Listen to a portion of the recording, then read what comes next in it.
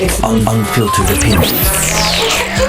Sometimes you have ideas and you're not quite sure why. As you secure the bag. Sometimes you meet people and realize there's probably a reason why you stayed in touch. Just listen. Sometimes all the pieces just come together by themselves. I'm Jimmy Moyaha. And I'm Simon Brown. Welcome to Insider Exchange.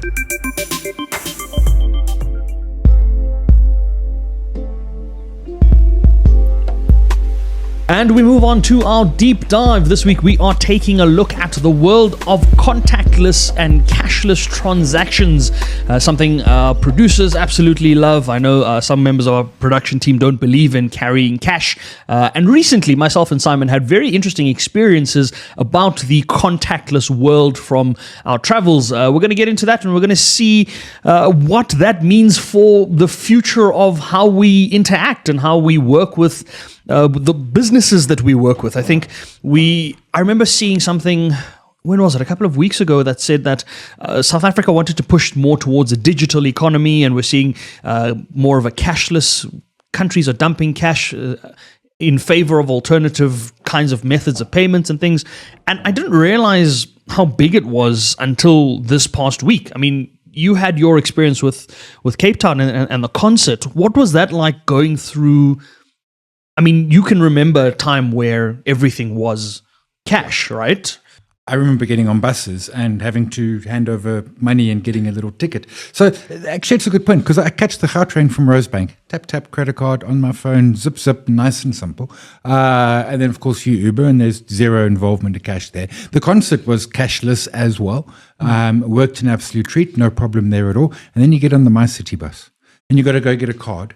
You got to load the card. You got to go to a certain place or a certain place, and the places aren't very frequent.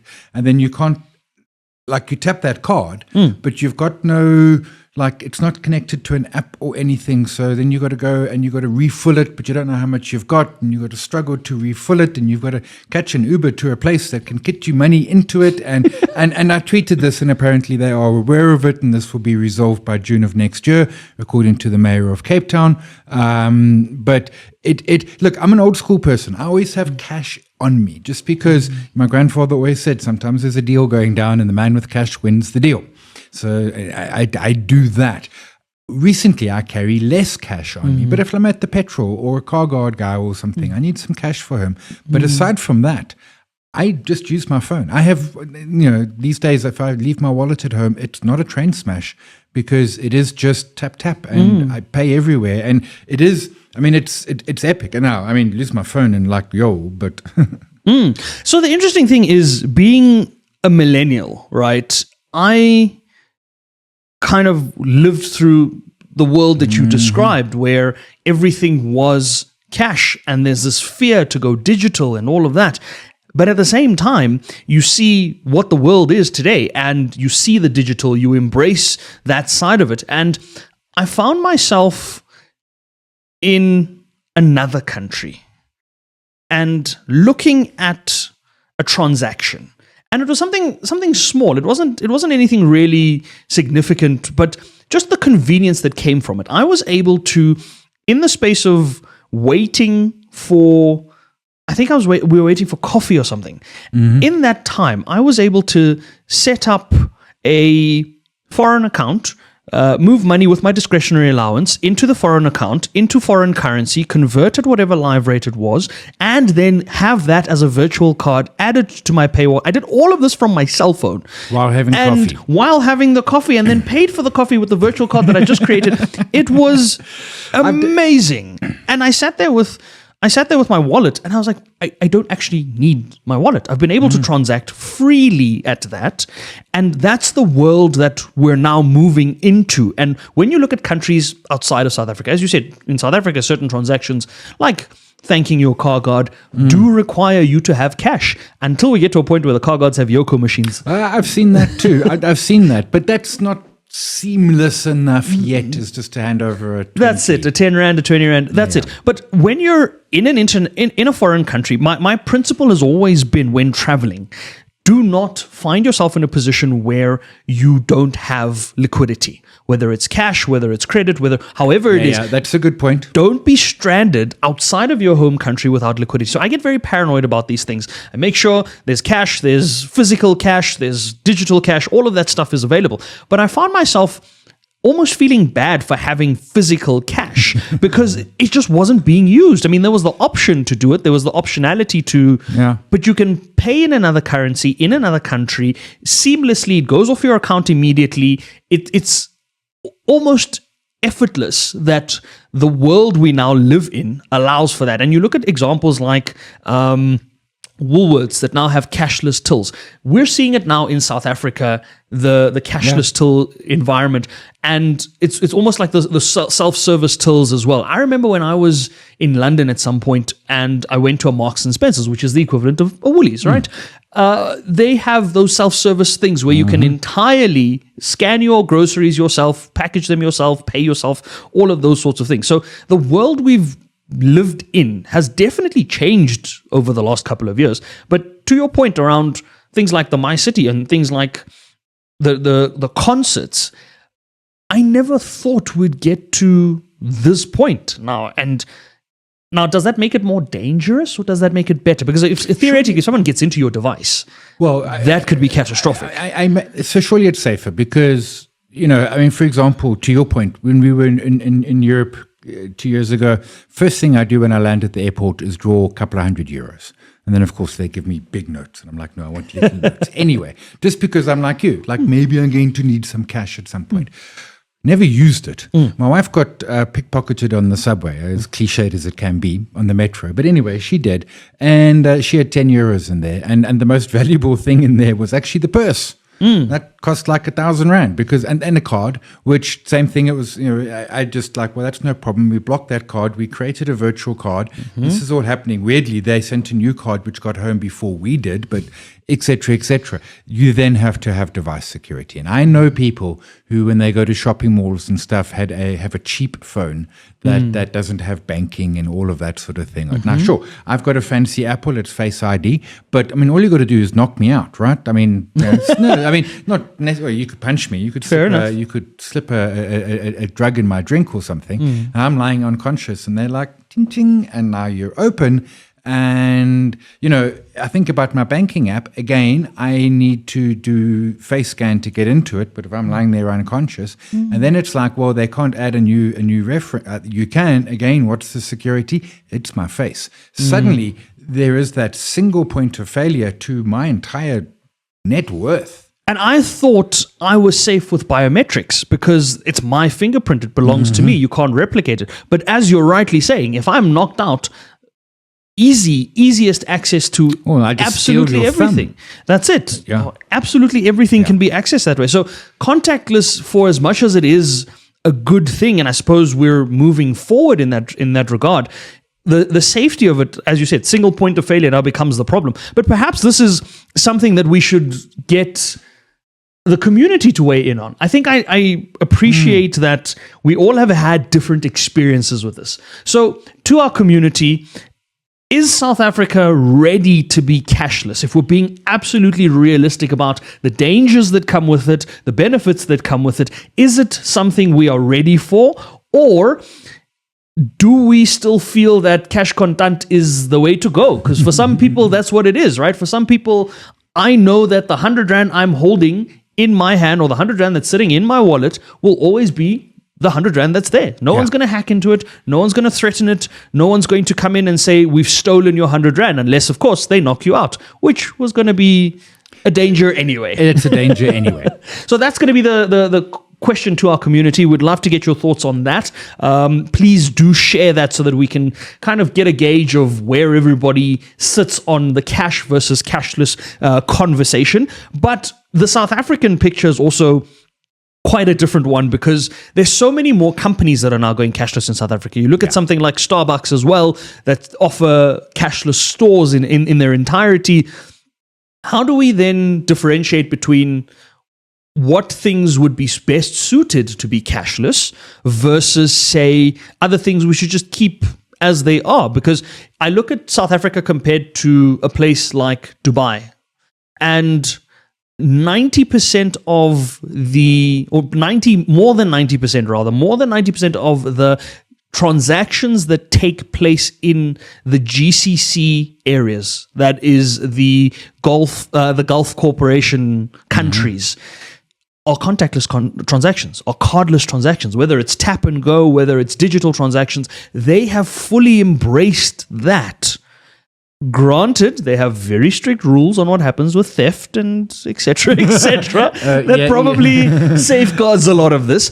But what should we then be looking to embrace that as well? Should South Africa then be saying we can adopt contactless? Because just on this last week alone, you and I have both had experiences that have proven that it is possible to adopt and live in this reality forever. I don't think we can ever go, not in any hurry, can we go 100% away from cash. They're particularly in our economy, the rural transactions. I mean, there are parts of South Africa where there is no Yoko. The unbanked community. And there's never going to be a Yoko. And some of those folks, I mean, I was helping a homeless person one time, and I said to him, do you want cash or money in your card? And I didn't know, and he had an ABSA bank account. So he used to say, look, give me some as cash, but put the rest into my ABSA account. But I mean, that was just like an ABSA ATM type thing. There was no tap and pay and stuff like that. So you can't go 100% because it is exclusionary to some people. And I'm not even, there are homeless people in America. I mean, do they have fancy phones that are tappable? Now, the banks could say, look, your credit card is, and they could make your ATM card as well. But you are going to lock some people out of this, out of the broader system. But it's kind of happening anyway. I mean, like the Woolies. I mean, they've some of their cafes are zero cash. The concert I went to, zero cash. I went to a pub and observatory. There was a band playing on Friday night, and it's it's observatory. I mean, I love OBS, but OBS is not exactly fancy. There was no cash, like no cash whatsoever. Now, your point around the exclusionary environment of the economy, or the realities of South Africa, I think that's quite an important point as well, because when you look at some of the transactions, there's still an inherent fear towards the banking side of it, right? I still know people that if you're on a SASSA senior citizens grant, every time the money comes into the account, people withdraw the money in full because I don't want to leave it there because somebody could take it or the government could take it or whatever happens there. But you're seeing that kind of fear still exist. The reality is it still exists in many, many South Africans' lives where you have the money in the account, but because of a variety of different things, it doesn't matter which income bracket you're in, you're at risk. I mean, I think about what the central bank has been doing recently with the seizures of funds where it relates to a breach of exchange control. That is them unilaterally suspending someone's bank account, and that will incite a lot of fear if you say my bank account can just be frozen at a moment's notice and I can't have access to any of that money. That's probably going to push us further away from a digital environment and keep us in a cached environment, because now if I am a small business owner and I need that cash for cash flow purposes, whether I'm driving a taxi, running a spaza shop, it doesn't matter. At the end of the day, some things are just easier to be done in cash, and I don't have to pay exorbitant fees for the transactions. If I want to transfer a 5 Rand or a 10 Rand or whatever to someone, I can give them that 5 Rand or 10 Rand. If I do it digitally, it comes at a cost. Yeah, because I was about to mention PayShap, which I really, really enjoy, and at this point, lots of it is free, but it's not going to be free forever. So what happens in a situation like this? Apple Pay shut down in Russia in March 2022 following the country's invasion of Ukraine, right? So now we've all gone cashless, and an Apple Pay or a war happens, and someone unilaterally decides, hang on, this service is no longer provided. So clearly I don't know if the world itself is at a point where everything can be cashless. I think that the adoption of these sorts of transactions is picking up, certainly. But whether or not we'll ever get to that point, as you said, where everything is cashless. And let's be clear, there's some Russian there who's not a Putin supporter who also now can't use their Apple Pay. There we go. Who has absolutely no political affiliations, is being disadvantaged on purely the basis of their nationality, and that's geopolitics, right? That happens anywhere in the world where you sit there thinking one thing is going to happen and then something else happens. Give us your thoughts, share your opinions with us around the contactless / cardless world. Share your experiences. Maybe you've had a great experience that's made you think this is the way to go. Maybe you've had a horrible experience that made you think, I'm going to put all of my money in a mattress. Tell us. We'd love to know. Share those insights and those opinions with us. But until next time, that was our deep dive.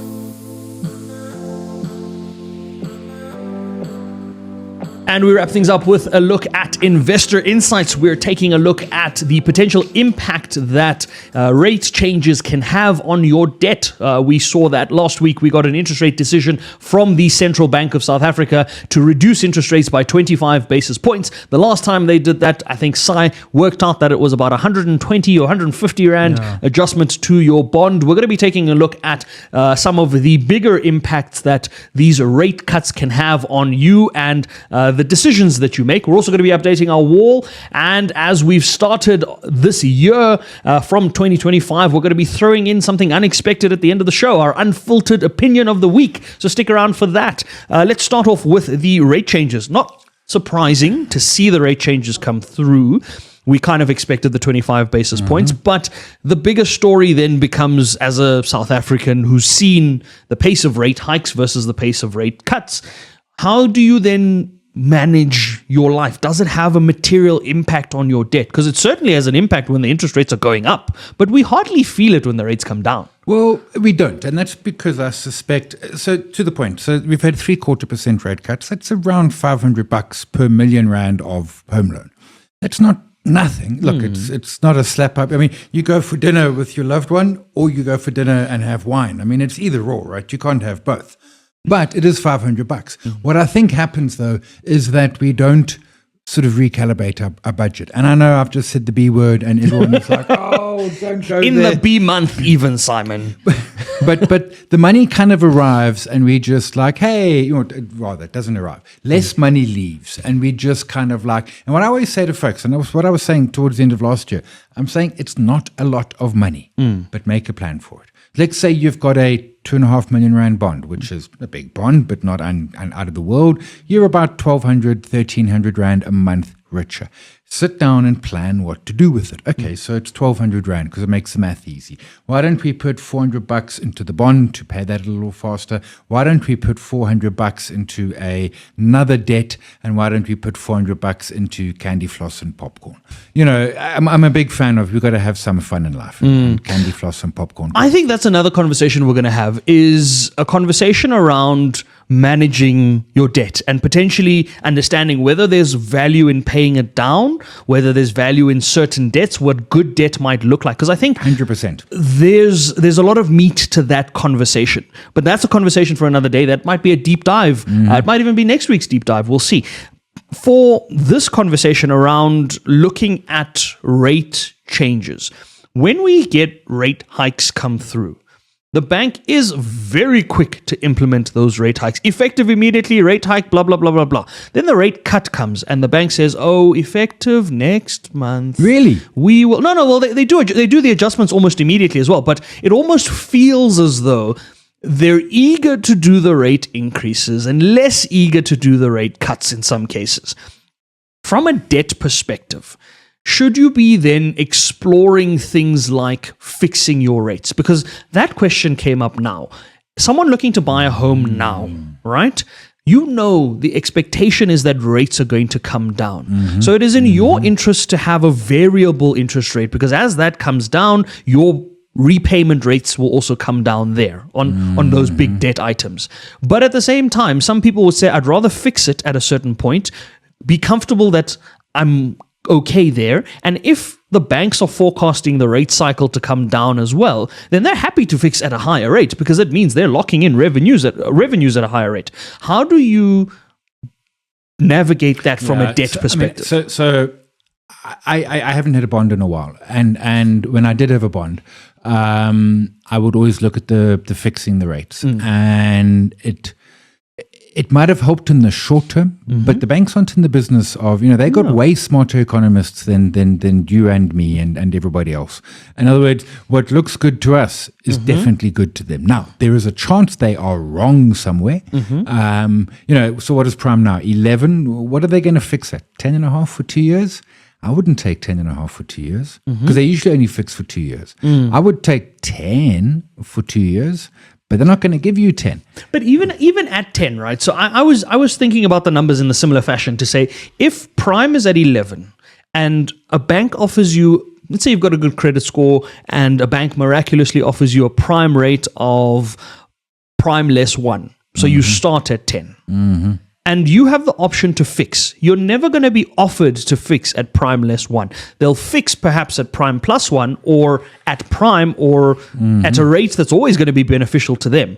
If you're forecasting that interest rates are going to come down, where is the value in fixing? Yeah, agree, 100%. And then there's a better trick, which doesn't help if you're busy negotiating your loan. But if you have a loan, no idea, phone your insurer and ask for a decrease, phone your lender. Now, Can we do that? Can people? Yes.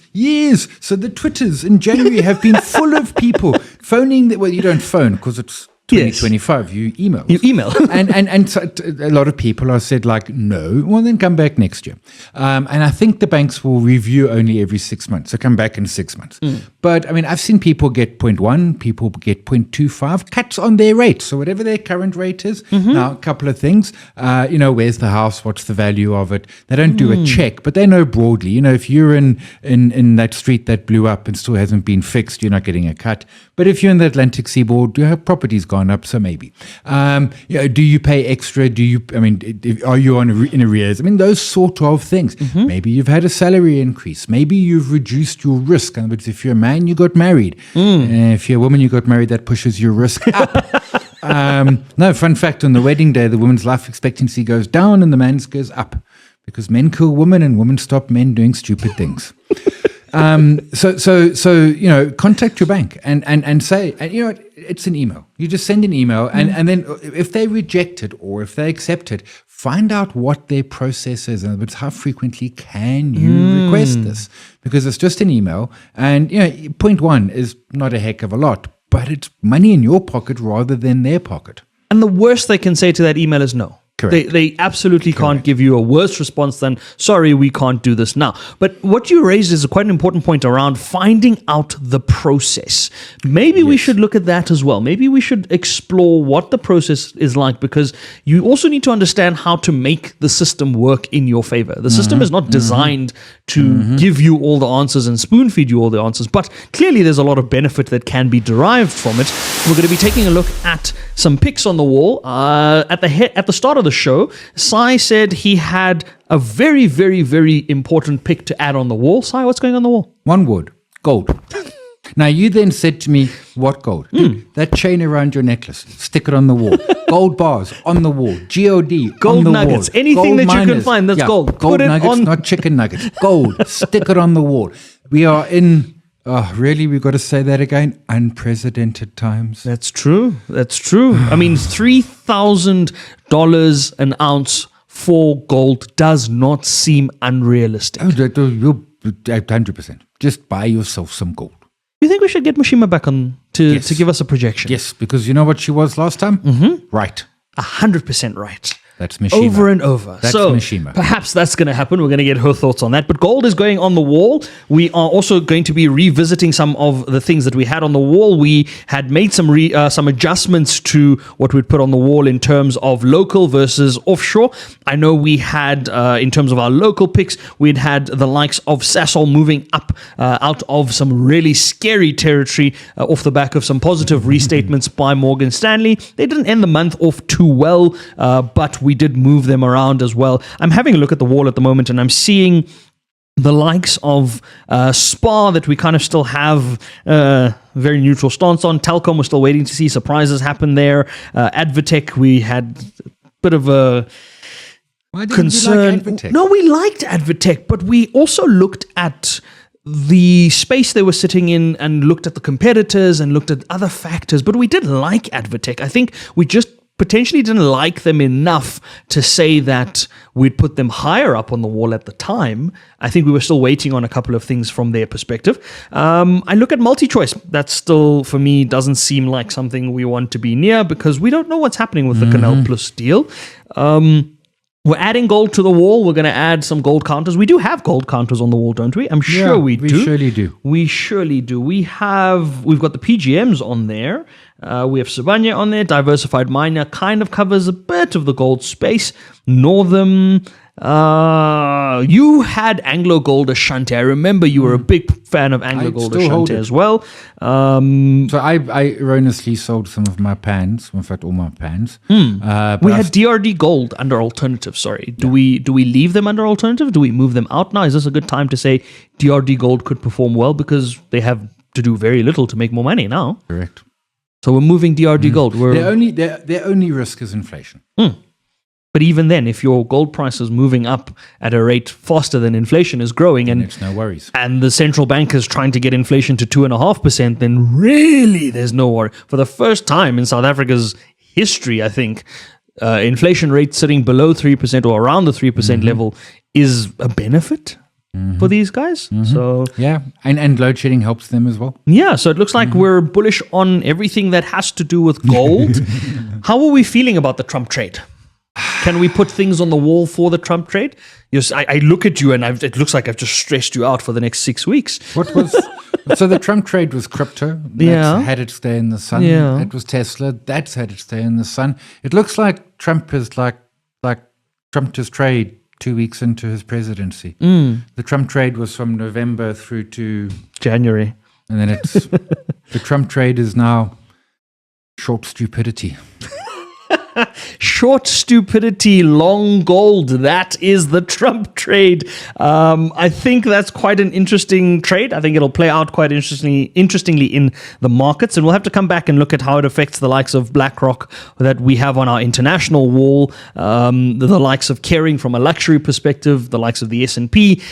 But that's going to be a conversation for another day. We're going to leave the wall there. If there are any suggestions that you have that you'd want us to take a look at, things you'd want us to add to the wall, to review, we're more than happy to do that. Just drop them in our comments, drop them in our DMs. We'll take a look at them. We'll share our thoughts on them. We'll definitely want to get your thoughts on them as well. And we'll see where they end up on the wall. But we're going to leave the show, as we have been, with our unfiltered opinion of the week. Now, I don't know what the unfiltered opinion of the week is going to be.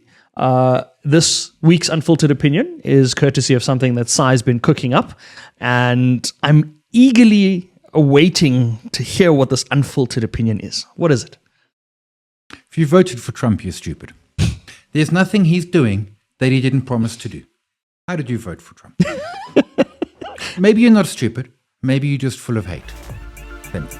That's the unfiltered opinion of the week. We're going to leave the conversation there. Like, subscribe, follow, share, do all of those things. Thank you so much for tuning in. Until next time, investing isn't hard. Just try it.